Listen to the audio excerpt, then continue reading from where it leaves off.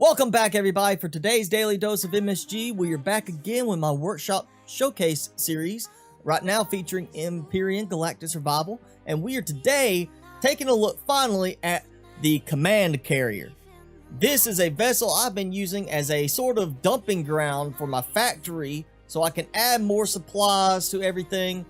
Just keep building up a big stockpile, build whatever I want from the factory, but I've wanted to actually take a look at it. And as you can see, this thing is massive. This is not meant to be a single player game type vessel. You really should be doing this with some friends in a faction, but you can feasibly build this in single player if you want to spend enough time harvesting the resources, either from resource deposits where you mine them or tearing down alien POIs. But let's take a look at how big this thing is and what all it's got. Okay, so I am on one of the top launching pad sections that you can see there's two on each side. You actually have it for a lower section and then a top section, and running at a full sprint. You can see just how far I'm having to go just along this part of it. And you can see it's designed around the idea of like current aircraft carriers, that they bring up a plane and they just take off and launch down this way. Going down, you can see just how much we have. There is another cargo door over here and another one on the other side that matches this, and they lead out to the lower launching pads. You can see what all we have here.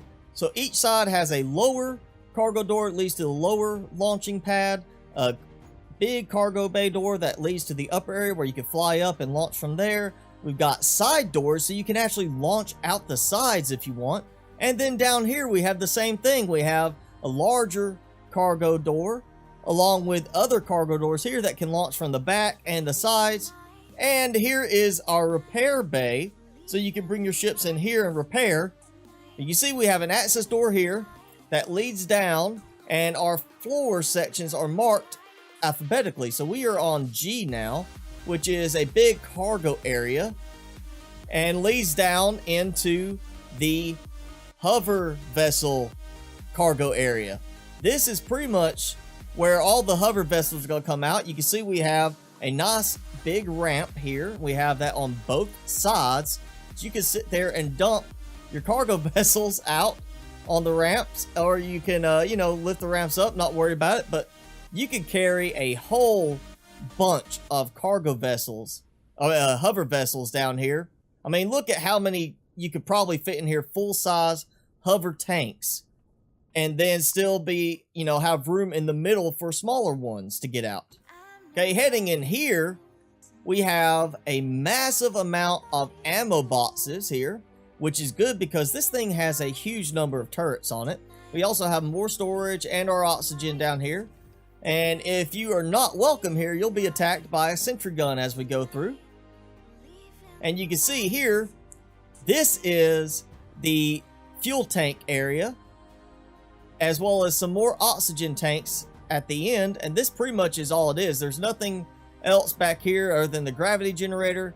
There's no upstairs access. This is just a nice way to put in a lot of fuel tanks. Now going up, we have another spot here, another little elevator shaft that actually goes up into the front section, and you see it comes out from here where this got the flight hangar.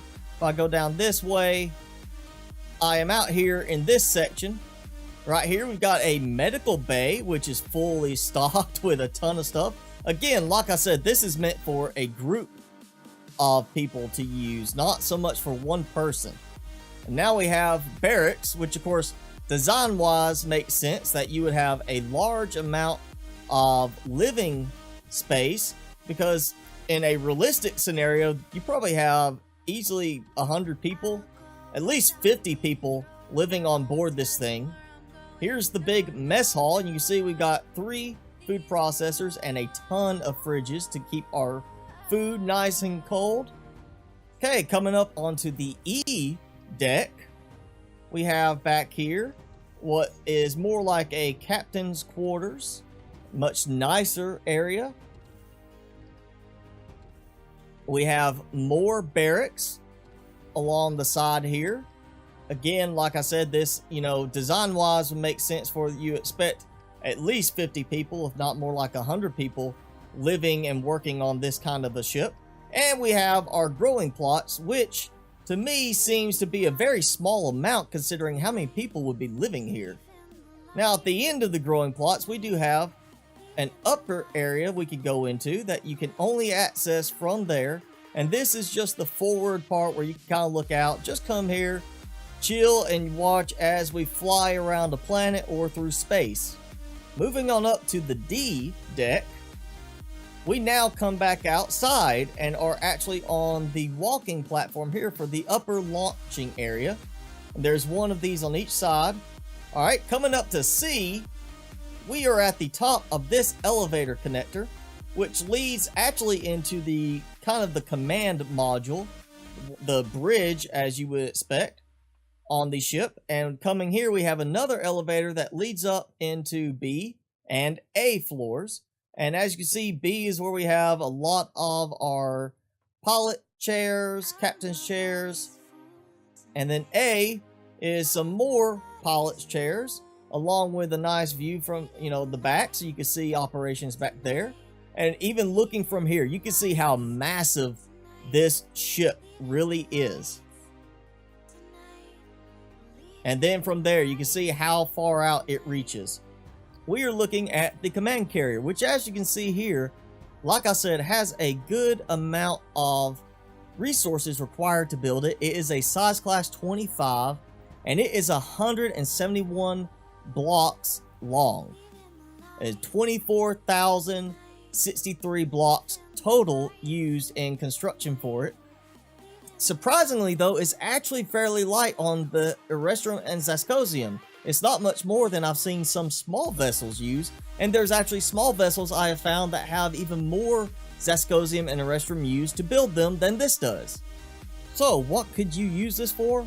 Well, if you are part of a faction, this would make sense because you can see I've got 3 hover tanks there, and I still have room at the front to fly them, out the door, to put another one there to maneuver them around. I've got 6 Lady Bigs right here ready to go, so you can sit here and have a ton of mining vessels ready to go on the lower end. This is perfect for a faction. If you are part of a faction and you need to carry a large amount of vessels for attacking a planet or attacking another faction, if you're doing that sort of thing, then this is actually the perfect fit because you can put a large number of small vessels and hover vessels for assault ready to go right out the doors. And of course, always have your more critical small vessels hidden away if you need to. You can also support very large vessels if you wanted to. And as you can see, it is very well armed with turrets along all the critical points where you would need defense because of where your hover vessels and small vessels are launching from. The fact that it is designed to carry a ton of hover vessels means it can land on a planet, though honestly, with this few number of landing pads, you're going to be better off building some kind of massive landing platform to actually land it on, rather than trying to land it on the ground like normal, because it's not going to land very evenly on the ground. This thing is so massive that actually flying it causes my game to stutter. And I have not had any vessel do that to my game. Once again, this is a vessel, as far as the design, meant more for faction use. Though if you want to build it in your survival mode, single player, you certainly can. You can easily build this on your own. It's just going to take a little extra time to gather all the resources. The problem is, you really don't need this as a single player unless you just want to have some way to showcase a lot of ships. If you are a ship hoarder, you just like collecting one small vessel and hover vessel after another, this is going to be good for you because you've got plenty of room to carry stuff. But if all you're needing is something to carry a few ships, or something large, some large ships, especially large hover vessels between planets, there are cheaper designs available than this. This is much more of a just design to match an aircraft carrier. and it will work well for a faction who needs a lot of ships to be transported together because there's a lot of people using those ships. So once again, this is the command carrier. Very straightforward, simple name for it.